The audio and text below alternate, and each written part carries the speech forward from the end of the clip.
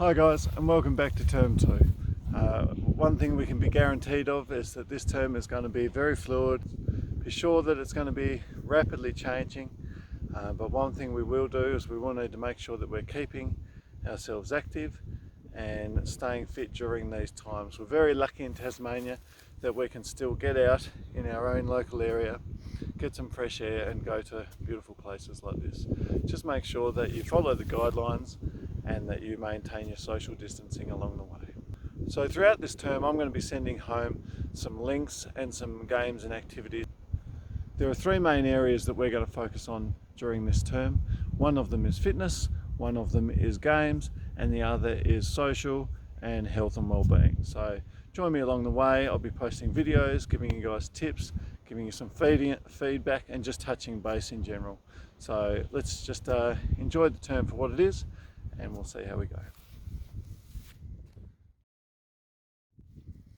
The first thing I'd like to have a chat to you guys about is equipment. Now, not everybody has stores and stores of fitness or exercise equipment or balls and activities around the place. There are a few essential things that would be very handy. If you have a tennis ball or any other ball that bounces, that'd be great.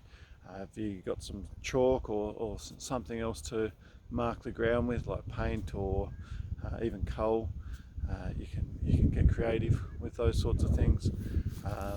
A skipping rope is another thing, and if you don't have a skipping rope, you can make one of your own using any sort of garden maintenance home rope, or even if you've got some old clothesline or something like that lying around, that does the job really well as well.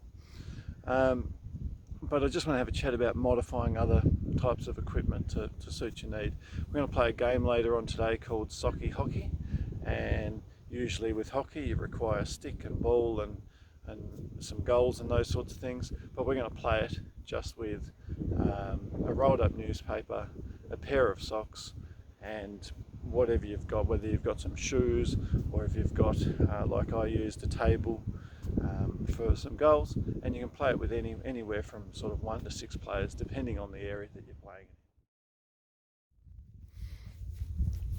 So the game I've got for you today is a ripper. It's called Sockey hockey.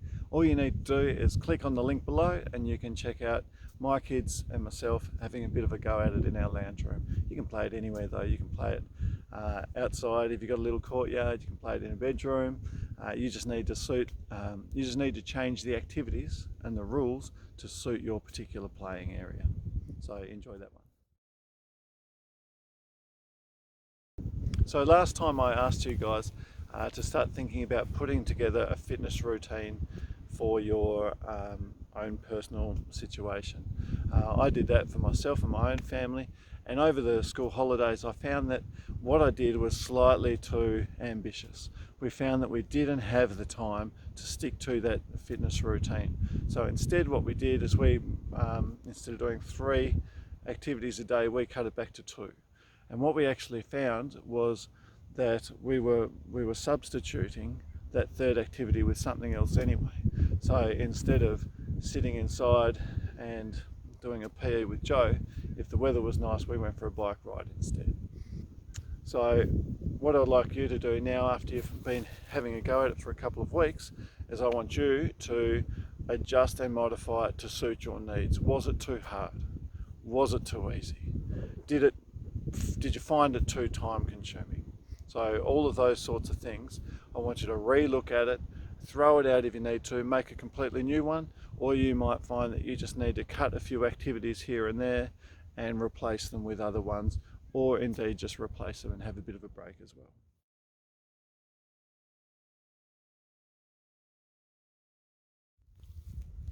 So once you've found your fitness routine that suits your needs and your time constraints, what you need to do is you need to then start overloading it a little bit, because that's where you're really going to see some benefits.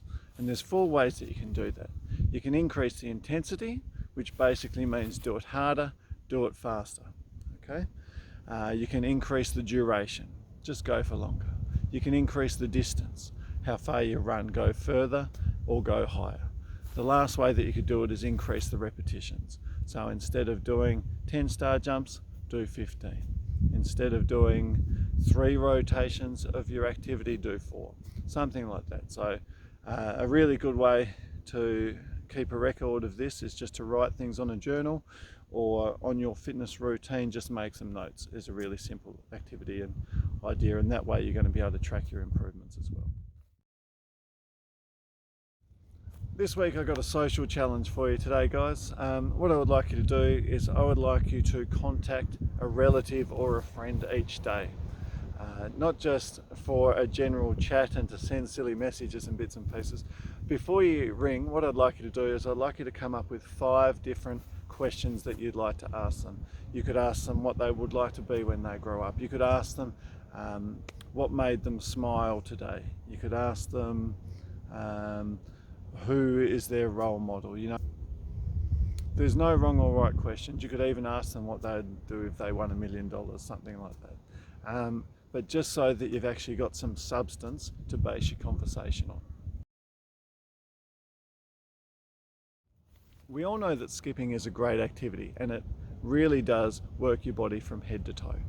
What I've done today is I've included a activity or a resource from Jumping Jordan. It's one that I've used for many years. She goes through from basic to really challenging single rope jumping tricks.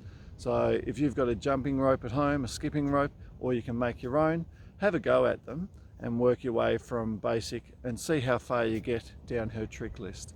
It's a really great activity, and then perhaps you could include skipping as part of your fitness routine as well.